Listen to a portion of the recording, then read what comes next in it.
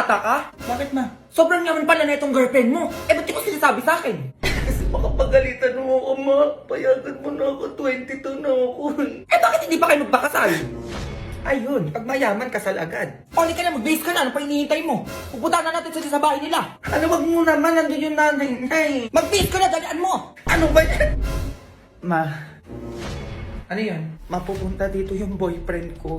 Boyfriend? Yes, mami. Ang bata mo ba para magka-boyfriend ka na agad? 22 years old na ako, ma. Baka pwede payagan mo na ako.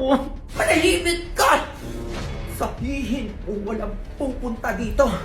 Go to your room. Ma, Sabi ko, umakyat ka na! A few moments later. Ito ba'y nagpapadeliver ng tubig? Ay, dito nga. Tao po. Ikaw yung boyfriend ng anak ko? ay ano po? 500,000. Iwalahin mo lang yung anak ko. Ano wala yung sasabi nito? Oh, ito 10 milyon. 10 milyon? Lumayo ka lang sa anak ko. Huwag ka nang papakita dito, ah. Sasabi ko lang, huwag lang babalik dito. Ay, hello, kumare. Ay, sino naman kayo? Ay, magiging kumare mo lang naman? Ay, ayun yung boyfriend ng anak mo o yung anak ko si Junjun. Hello po, tita. Eh, sino yung kanina lalaki dito?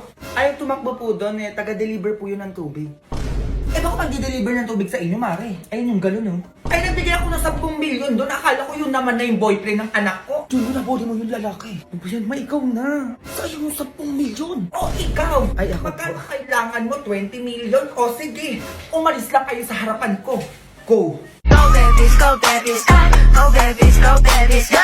Ma, Ano na naman? pinapatawag ka sa school namin, ma. May gagawin ba ko, Junjun? Ano na naman ba yan? Di ko alam, ma. Bad news daw eh. Badyo sa nga, Junjun.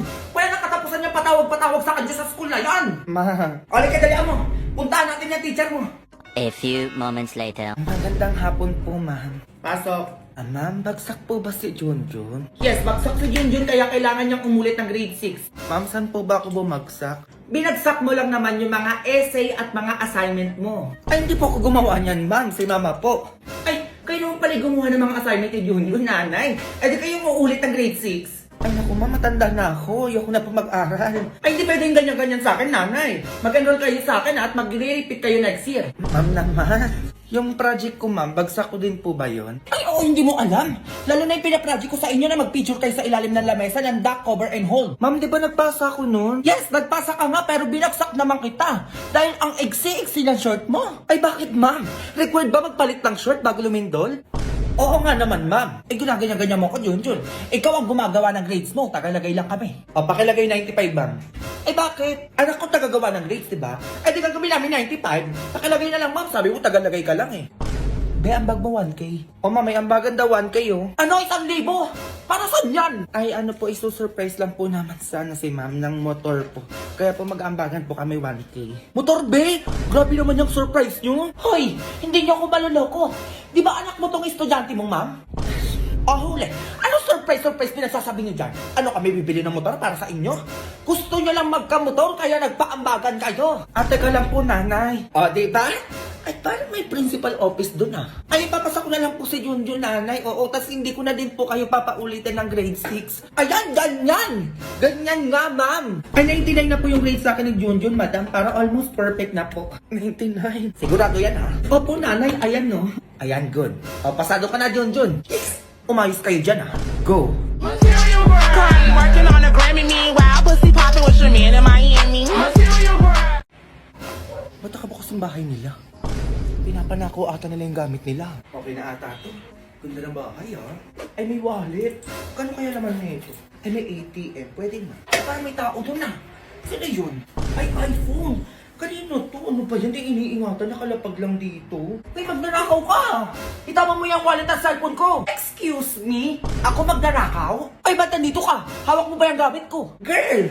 Ang konsensya ko ay clear, kaya umayos ka dyan. Hoy, tigil-tigilan mo ko kaka-English dyan, baka matama ka sa akin. Bakit?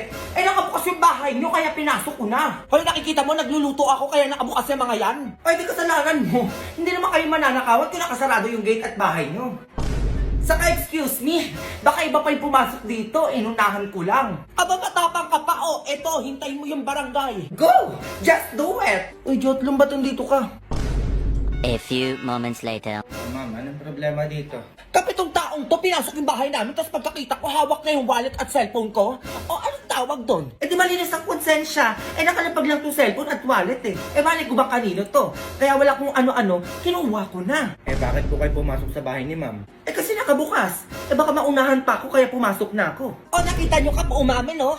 Ang pakay talaga ay magdako sa bahay namin kung ano-ano pa pinagsasabi. Teka ha, sa tingin mo Kap, di ba walang mananakawan kung nakasarado yung bahay mo? Oo nga naman po ma'am, tama naman to si Jotlum. Eto ma'am, hindi po makukuha yung gamit nyo kung nakatago yan.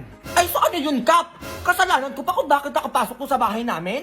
Yes, definitely. Kasalanan mo talaga. O Kap, anong gagawin dito? Ma'am, kasalanan nyo po talaga. Sumama na lang po kayo sa barangay namin. Ay teka lang naman Kap, bakit ako isasama sa inyo? Ano yan, bago na ba? Yes po ma'am, bago na po. Ay, ano ba yan? Hindi updated? Ay, hindi ko alam, Kap, na bago na pala.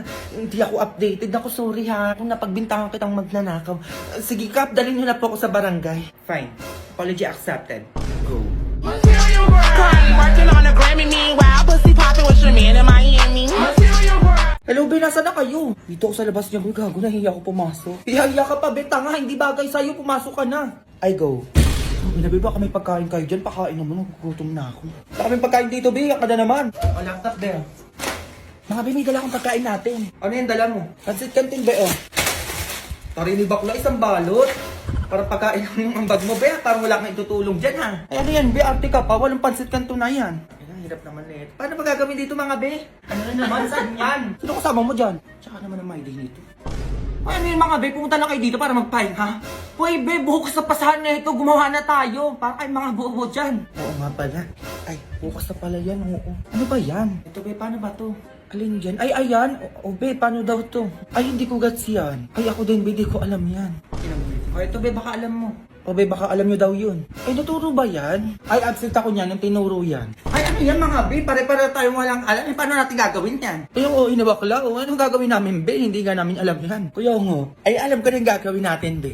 A few moments later. Hindi ako nare-reply ng jowa ko. Pero tawagan nyo. Sabi nyo kanina pa ako umiiyak. Itawagan nyo na daw, be. Ikaw na, be. Ano yun, mga uyang puta. Ano naman, mga be, ang ingay nyo naman, marinig tayo ni mama. Ano yung naamoy ko parang alak dyan? Akala ko ba project lang yung gagawin nyo? Magsiuwi kayo, baka ano pa magawa ko sa inyo. Uwi na daw, be. Ito na nga, be. Ano ginagawa nun?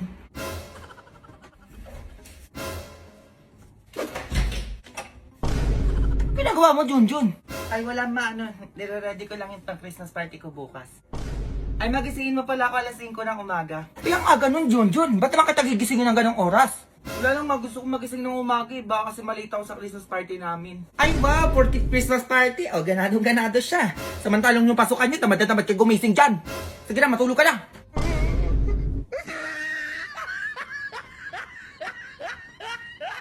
May mga kaibigan ko pala. O, ba't kayo nandito? Ay, namamas ko po, tita. Sa aming Ay! Matanda na kayo. Namamas ko pa din kayo. Ay, naku, tigilan nyo. Ba naman yan, ma? Minsan lang naman yun. Ay, naku, mabuti pa magsiuwi na kayo, ha? Ano, unahin ko pa yan? Ang dami pa akong gagawin dito. Ba yan, pero kagabi nung nalasing siya, tigpabaybanan yung pinamimigay niya. Ay, alam ko na, Bi, may mogo-mogo ko dyan, tsaka soju. Sakto, Bi, gawin natin yung trend sa TikTok, yung paghahaluin yun. Ay, kuha ko dyan, Bi, tapos painom natin kay mama. For sure yan, may tig-1,000 tayo niya kapag medyo nakainom na siya. O, gawin na natin.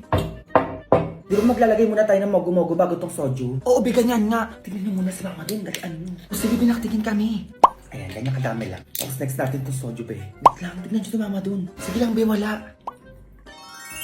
Ibi, ang sarap. Ay, naamoy ko dyan, parang ang bango ah. Ay, ito lang naman yun, ba? Tikman mo to, promise, napakasarap. Ayan na naman to, yun. Eh, masarap to ah. Meron pa dyan? A few moments later. Ano ba namamas ko kayo sa akin kanina? Ay, alam niyo yun, Bi, namamas ko daw ba kayo? Ay, ayaw po, tita. Ay, tatigi 1,000 kuya. Bilhin niyo kung anong gusto niyong bilhin. Oh, ay isa ka pa. Oh, 1K. Ito pa sa'yo. Bi, 1,000, Bi. Sabi ko sa inyo, shot lang kailangan yan bago magbigay. Ay, tita, meron pa pala dong mogo-mogo tsaka soju dyan sa gilid ng upuan nyo. Inumin nyo na po yun lahat. Ay, opo, tita, paghahaluin nyo lang po yun. Tapos after po nun, balik po kami ulit. Oh, sige na, alis na kayo. Gusto niyo na yung pera niyo. Tapos pag naubos niyo yung pera niyo, bumalik kayo sa akin. May pera pa ako dito. Ay, bongga ka naman dyan, ma! Go! Go babies, go babies, go babies, go babies.